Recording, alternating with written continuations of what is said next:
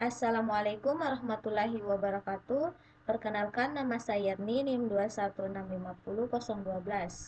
Pada video kali ini saya akan mereview kembali materi ketiga manajemen proyek, yaitu fase perencanaan proyek. Perencanaan menurut AB 2001 dalam Oval Hanif 2009 adalah susunan atau rumusan sistematis mengenai langkah atau tindakan-tindakan yang akan dilakukan di masa depan dengan didasarkan pada pertimbangan-pertimbangan yang seksama atas potensi, faktor-faktor eksternal dalam pihak-pihak yang berkepentingan dalam rangka mencapai suatu tujuan tertentu. Perencanaan juga diartikan sebagai suatu proses pengambilan keputusan yang mendasarkan fakta mengenai kegiatan-kegiatan yang harus dilaksanakan demi tercapainya tujuan yang diharapkan atau yang dikehendaki. Pentingnya proses perencanaan. Sebelum memulai proyek apapun, ada tahapan perencanaan, yaitu proses penentuan cakupan, jadwal waktu, sumber daya, dan semua yang harus Anda ketahui agar proyek tersebut menjadi sukses. Meski sebagian proyek mungkin dilakukan dalam tahapan-tahapan singkat dan cepat, perencanaan pekerjaan besar jangka panjang akan mengetahui betapa pentingnya proses perencanaan tersebut. Oleh karena itu, ini seringkali menjadi bagian dari pekerjaan manajemen proyek senior dan mereka akan berperan dalam pengambilan keputusan dari sebuah organisasi, tetapi pendekatan seperti ini tidak bisa bertahan lama. Fungsi perencanaan proyek. Yang pertama, sarana komunikasi bagi seluruh pihak terkait. Kedua, merupakan dasar dalam pengalokasian sumber daya. Ketiga, merupakan tolak ukur di dalam pengendalian. Kemudian ada tahapan perencanaan proyek. Urutan kerja, seluruh urutan dan deskripsi pekerjaan yang perlu dilakukan untuk mencapai tujuan proyek. Kemudian ada jadwal kegiatannya, waktu pelaksanaan setiap aktivitas, batas selesai, dan milestone. Kemudian ramalan performansi penyelesaian proyek. Performansi yang diharapkan dalam penyelesaian proyek. Kemudian penetapan tujuan, perancangan organisasi proyek, dan rencana anggaran dan sumber daya. Fase perencanaan proyek TI. Perencanaan proyek, kemudian mempersiapkan proyek, mendefinisikan rincian proyek.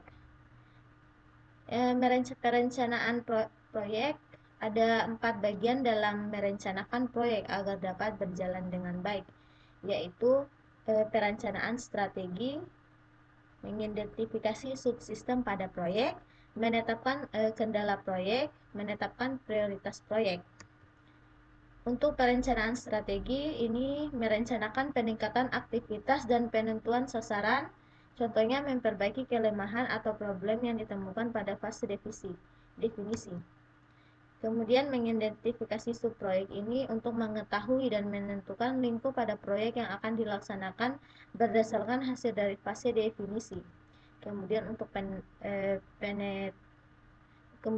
menetapkan kendala proyek. Memperkirakan apa yang menjadi kendala, misalnya batasan dana yang diperkenankan, batasan waktu penyelesaian, umur ekonomis proyek yang dibangun, struktur organisasi, kemudian peraturan-peraturan perusahaan. Penetapan prioritas proyek. Kriteria nasional, meningkatkan keuntungan, menghemat biaya, meningkatkan kelangsungan hidup sistem, keterkaitan hubungan dengan subsistem lain, kebutuhan mendesak. Kemudian untuk menetapkan prioritas proyek. Kriteria tidak rasional, manajemen tidak berminat, kemudian menunjukkan kebanggaan.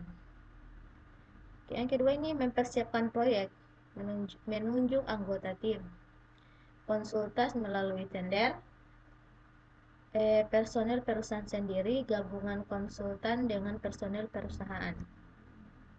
Menggunakan jasa konsultan. Untuk kelebihan dan kekurangannya, untuk kelebihannya waktu penyelesaian cepat, kualitas lebih baik. Untuk kelemahannya biaya lebih tinggi, rahasia perusahaan terbuka. Kemudian untuk menggunakan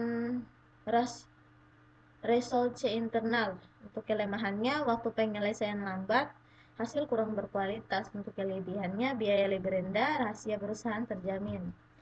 Kemudian kombinasi penggunaan jasa konsultan dan research internal. Untuk kelebihannya, waktu penyelesaiannya lebih cepat, hasilnya sangat berkualitas. Kemudian untuk kelemahannya, biaya lebih tinggi, rahasia perusahaan terbuka. Untuk pengumuman proyek, ini ada beberapa, ada alasan pengembangan, apa sasarannya, dan dampak keuntungan pegawai. Kemudian mendefinisikan bagian-bagian proyek yang akan dikembangkan. Melalui studi kelayakan, memahami lingkup proyek yang akan dibangun, menentukan kebutuhan proyek yang akan dibangun. Kemudian menilai kelayakan proyek. Ada menilai kelayakan teknik, kelayakan hukum, kelayakan operasi, kelayakan jadwal, kelayakan ekonomi. Untuk kelayakan teknik, untuk kata kuncinya, apakah teknologi ini nantinya dapat diterapkan pada sistem yang baru. Untuk hal-hal yang dipertimbangkan, ketersediaan alat dan teknologi di pasar, ketersediaan tenaga ahli yang mengoperasikannya. Untuk kelayakan hukum, kata kuncinya, apakah sistem yang akan dikembangkan tidak menyimpan dari hukum yang berlaku. Untuk hal-hal yang dipertimbangkan, prosedur yang digunakan pada sistem, teknologi jaringan yang digunakan. Kemudian kelayakan operasi. Untuk kata kuncinya, apakah sistem nantinya dapat diterapkan di dalam organisasi perusahaan. Hal-hal yang dipertimbangkan, kemampuan personil, kemampuan operasional sistem, kemampuan pengendalian, efisiensi dari sistem. Kemudian untuk kelayakan jadwal. Kata kuncinya, dapatkah sistem nantinya dikembangkan sesuai waktu yang telah ditetapkan. Hal-hal yang baru yang harus dipertimbangkan, memanfaatkan waktu efisien, perhitungan pembuatan jadwal harus sesuai kemampuan STM, alat bantu yang dapat digunakan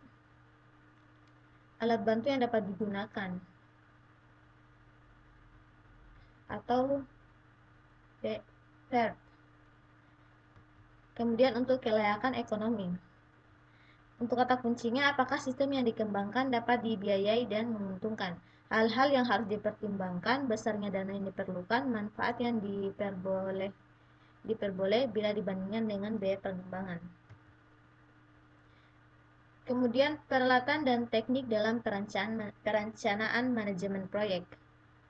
Untuk PERCHART adalah model jaringan grafis yang menggambarkan tugas-tugas proyek dan hubungan antara tugas-tugas tersebut.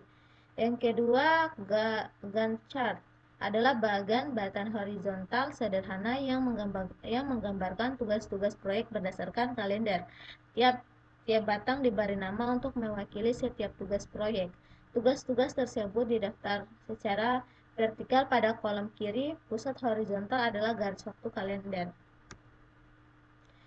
Kemudian ini ada diagram PERCHART, kemudian Gantt chart, Microsoft Project Gantt chart, kemudian Microsoft Project PERCHART, dan yang terakhir contoh WBS atau pendekatan. Mungkin itu saja yang dapat saya jelaskan, lebih dan kurangnya mohon dimaafkan. Wassalamualaikum warahmatullahi wabarakatuh.